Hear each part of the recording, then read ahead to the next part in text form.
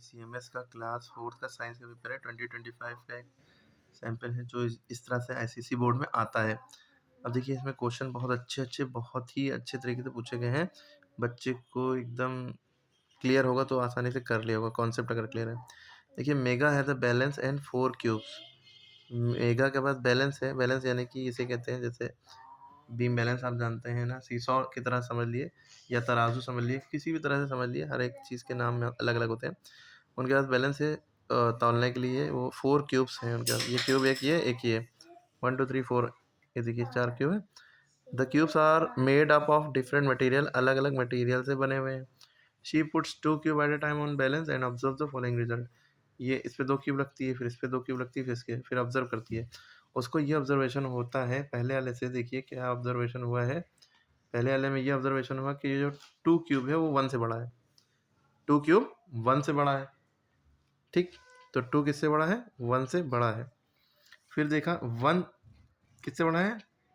3 से, क्योंकि जो नीचे है वो भारी है, हैवी है। तो 1 किससे बड़ा है? ये वाला 1 किससे बड़ा है? 3 से बड़ा है। फिर उसके बाद देखा कि 3 जो है 4 से हैवी है। 3 किससे भारी है? 4 से भारी है ना? आपको ऑब्जर्वेशन दिख रही है? तो सबसे भारी कौन हुआ? सबसे भारी 2 हुआ। 2 1 से भारी, 1 3 से भारी, 3 4 से भारी, ठीक है, हैवियर। तो 2 सबसे हैवी हुआ। तो ये 4 ऑप्शन दिए हैं। What can she know about the weight of cube 2? Cube 2 के बारे में वो क्या जान सकती है? तो it is heavier than cubes ए 1 3 4, यानी 1 3 4 जो बचे हुए क्यूब्स थे उनसे सबसे हैवियर है। तो ये पहला ऑप्शन सही है। आगे पढ़ने की ज़रूरत नहीं, वरना कन्फ्यूज़ होंगे और टाइम भी वेस्ट होगा जब एकदम क्लियर है बात। वो वरना पढ़ना चाहिए सारे ऑप्शन, ठीक है? क्योंकि हो सकता है आपका कॉन्सेप्ट ना क्लियर हो और उस बात को दूसरे तरीके से दूसरे क्वेश्चंस पे पूछा गया हो। Astronauts float in space mainly because of the absence of what force? जो एस्ट्रोनॉट्स होते हैं स्पेस में जाने जाते हैं, आप जानते हैं एस्ट्रोनॉट्स को। एस्ट्रोनॉट सूट पहन के जाते हैं ऊपर स्पेस में रॉकेट से, तो वहाँ उड़ते रहते हैं, हल्का सा पैर रखेंगे ऊपर उड़ने लगेंगे। इसके रिगार्डिंग में एक बात आपको और बता दें कि हमारा जो वेट होता है अर्थ पे, जैसे आप 36 किलो के हैं, आपको हम मून पे ले जाएंगे तो आपका वेट 6 किलो बचेगा, 6 गुना कम हो जाता है। माने 6 से डिवाइड कर दिया, 6 6 36, ठीक है। अगर आप 48 किलो के हैं तो 6 8 48, आप 8 किलो के बचेंगे। समझ में आई बात? ये मून पे, क्योंकि मून पे ग्रेविटी 6 गुना कम हो जाती है। इसी तरह स्पेस में भी ग्रेविटी कम होती है। ग्रेविटी वो चीज़ होती है जिस फोर्स से अर्थ हमें और हमारी चीज़ों को, दुनिया की चीज़ों को अपनी तरफ घसीटती है। भाई ये अर्थ है, हम अर्थ के ऊपर रहते हैं, यहाँ पे रहते हैं ना। ये पेड़ निकला अर्थ के ऊपर, यहाँ से फल गिरेगा तो यहाँ अर्थ पे नीचे यहाँ पे क्यों गिरेगा? तो फ्लैट सरफेस पे क्यों गिरेगा? क्योंकि अर्थ अपनी तरफ घसीट रही है। कितना फोर्स है वो? 9.8 मीटर पर सेकंड स्क्वायर या 10 मीटर पर सेकंड स्क्वायर कहते हैं इसको। स्मॉल जी की वैल्यू, चलिए इतना डिटेल में नहीं जाएंगे, कहीं और चले जाएंगे।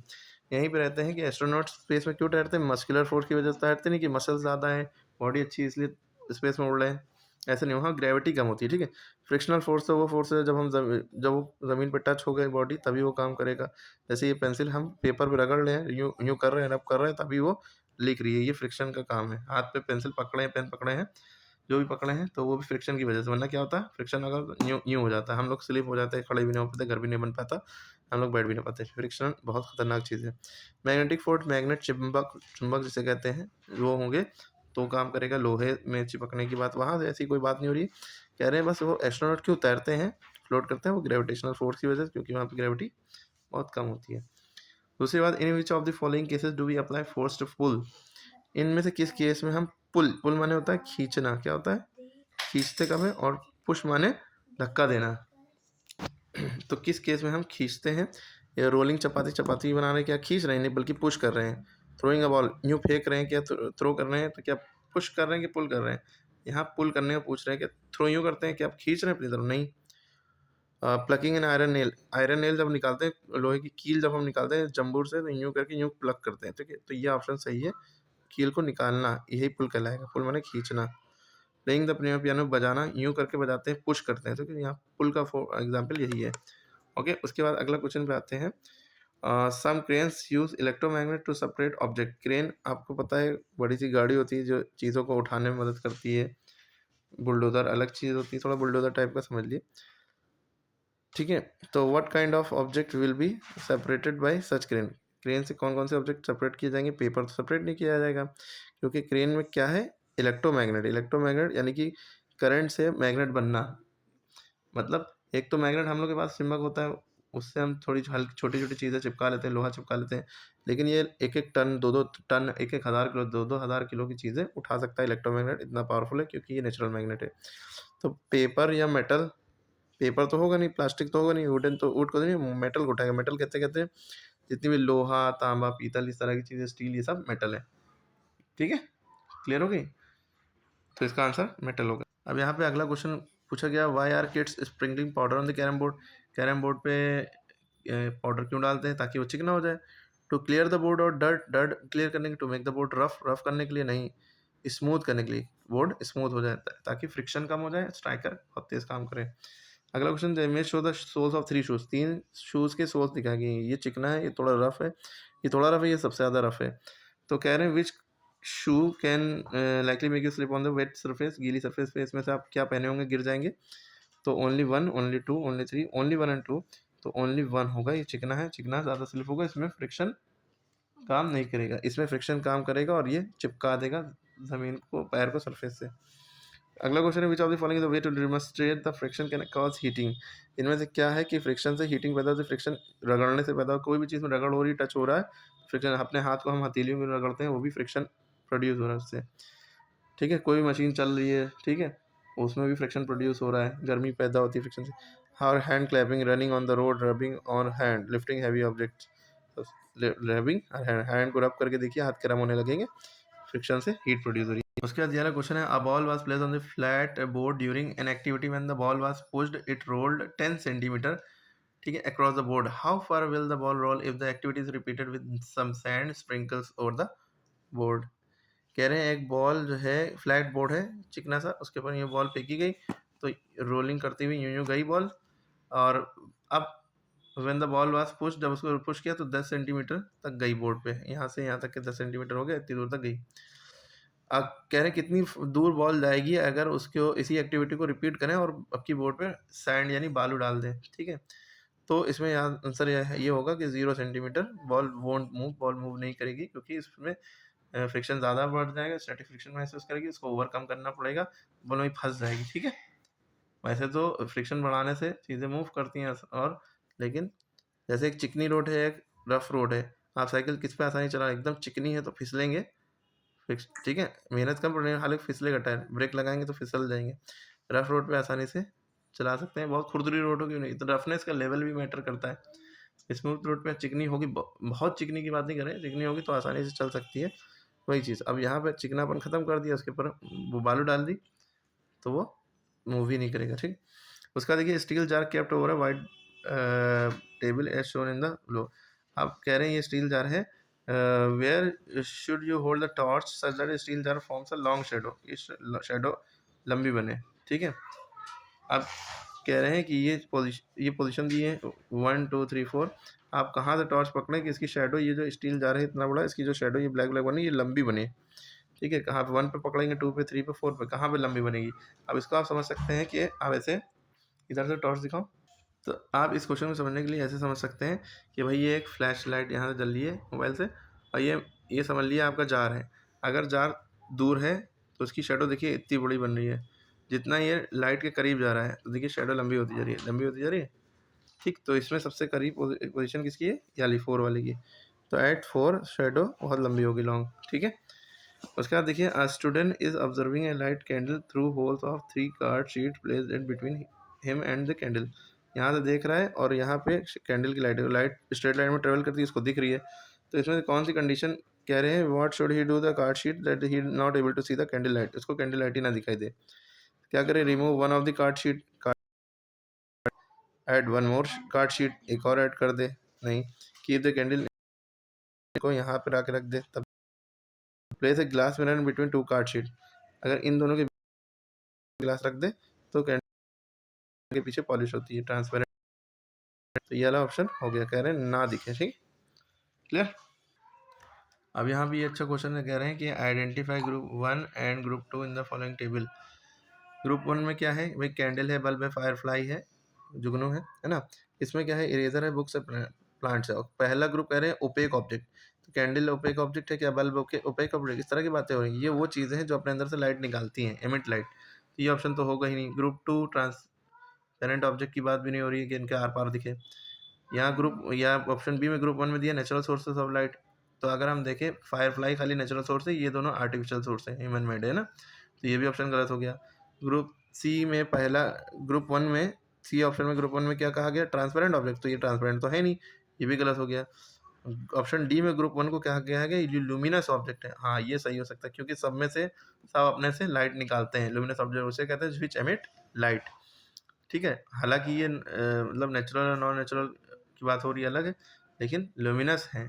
और नॉन लुमिनस मतलब जो अपने अंदर से लाइट ना निकाले, तो ये ग्रुप टू में नॉन लुमिनस चीज़ें अपने अंदर से लाइट नहीं निकालती, तो ये डी वाला ऑप्शन सही है। ओके, तो सेक्शन बी में आ जाते हैं। इसमें क्वेश्चन आंसर है, थोड़ा सा फ़ोन लैग कर रहा है मेरा, लेकिन हम आंसर लिख देते हैं। विच काजल लुक्ड एट द ट्यूबलाइट को देखती है थ्रू अ प्लास्टिक रूलर, एक स्केल लेती है, उससे ट्यूबलाइट को देखती है। बैंड ऑफ 7 कलर विजिबल होते हैं when she tilted the ruler, हल्का रूलर स्केल को रूलर मैंने स्केल को टेढ़ा करती है तो उसको विजिबल कलर्स दिखने लगते हैं। जाहिर सी बात है, ये रेनबो टाइप का मामला है। विच फिनोमेना ऑफ लाइट, लाइट के कौन से फिनोमेना रिस्पॉन्सिबल है इस बैंड के लिए कि 7 कलर्स को मिल रहे हैं। तो रिफ्रैक्शन क्या होता है, एक होता है रिफ्लेक्शन, ये रिफ्रैक्शन होता है जिससे रेनबो दिखता है। ठीक है, एक्सप्लेन द फिनोमेना रिफ्रैक्शन क्या होता है। when light goes from one medium into to another and it bends, ठीक है, इज कॉल्ड रिफ्रैक्शन। और रिफ्लेक्शन क्या होता है, when light falls on the surface and bounce back, is called reflection. ठीक है, तो ये सारी चीज़ें लिख दी। List down the colours she observe in the band by VIBGYOR, violet, indigo, blue, green, yellow, orange, red, 7 colour हैं, इनके पूरे पूरे नाम लिखिएगा। Where she can see this phenomena, कहाँ ये चीज़ दिख, वरना ऐसे भी देख सकते हैं सूरज की रोशनी पर गई, यहाँ पे आपको छोटा सा रेनबो दिखेगा। इन दोनों के आंसर हमने इसके आंसर तो हमने ये ओरली बोला है, सुन के लिख लीजिएगा। उसके बाद देखिए अगला है given example of each of the following, N object that gives of their own light, जो अपने आप से अंदर से रोशनी निकाले। तो आप कैंडल लिख सकते हैं, कैंडल, अपनी सन लिख सकते हैं, अपने अंदर फायरफ्लाई है ना, बल्ब है, कुछ भी लिख सकते हैं। A man made source of light, इंसान का बनाया हुआ सोर्स ऑफ लाइट या आर्टिफिशियल सोर्स ऑफ लाइट क्या है, बल्ब लिख दिए। इंसान ने कैंडल भी लिख सकते हैं। Sun natural source of light है। ठीक है, an object that allow the light to pass through completely, कोई ऑब्जेक्ट के आर पार लाइट चले जाए वो ट्रांसपेरेंट ऑब्जेक्ट कहलाता है, ट्रांसपेरेंट। ठीक है, ये आंसर भी आ सकता है, ये क्वेश्चन बन के आ सकता है, उल्टा आ सकता है। ठीक है, object which reflect the light that fall on it, जो लाइट को रिफ्लेक्ट करे वो मिरर होता है। शीशे में हम अपने आप को इसीलिए देख पाते हैं क्योंकि लाइट को रिफ्लेक्ट करता है। Main type of force which of the following cases, lighting match stick, अगर हम मैच स्टिक को रगड़ लें ना तो ये फ्रिक्शन फोर्स है, फ्रिक्शन, FRICTION, और फोर्स लिख दिएगा आगे FORCE। और ये अगर हम कोई हैवी ऑब्जेक्ट उठा रहे हैं तो ये मस्कुलर फोर्स है, MUSCULAR, मस्कुलर। ठीक है, मस्कुलर फोर्स आगे लिख लीजिएगा। उसके बाद देखिए लीव्स यहाँ ट्री से गिर रही हैं, तो इसका मतलब क्या है, पत्तियाँ नीचे ही क्यों गिर रही हैं, हवा में क्यों नहीं चली रही, नीचे गिर रही हैं, तो ग्रेविटेशनल फोर्स है, ग्रेविटेशनल फोर्स। ठीक है, अब बॉय रनिंग, अगर रन कर रहा है तो इसमें भी फ्रिक्शनल फोर्स और मस्कुलर फोर्स दोनों काम कर रहे हैं। फ्रिक्शनल, अगर फ्रिक्शनल नहीं होगा तो स्लिप हो जाएगा, दौड़ ही नहीं पाएगा। फ्रिक्शनल फोर्स प्लस मस्कुलर्स, क्योंकि मसल्स मूव कर रही हैं, मस्कुलर फोर्स। ठीक है, और अगर अंदर डेप्थ में जाए तो ग्रेविटेशनल फोर्स भी इसमें में है, वरना एक ही लिख देंगे काफ़ी है। अब इसमें देखिए क्या कहा गया है, classify the following into push और पुल। पुश माने धक्का देना, दबाना, पुल माने खींचना। ठीक है, तो fixing thumb pin on the wall, wall पे हम थंब पिन दबाते हैं तो ये पहला वाला यहाँ पे आ जाएगा। यहाँ पे आप पूरा लिखिएगा फिक्सिंग, और थंब पे लिए पूरा इसमें लिखिएगा पुश में।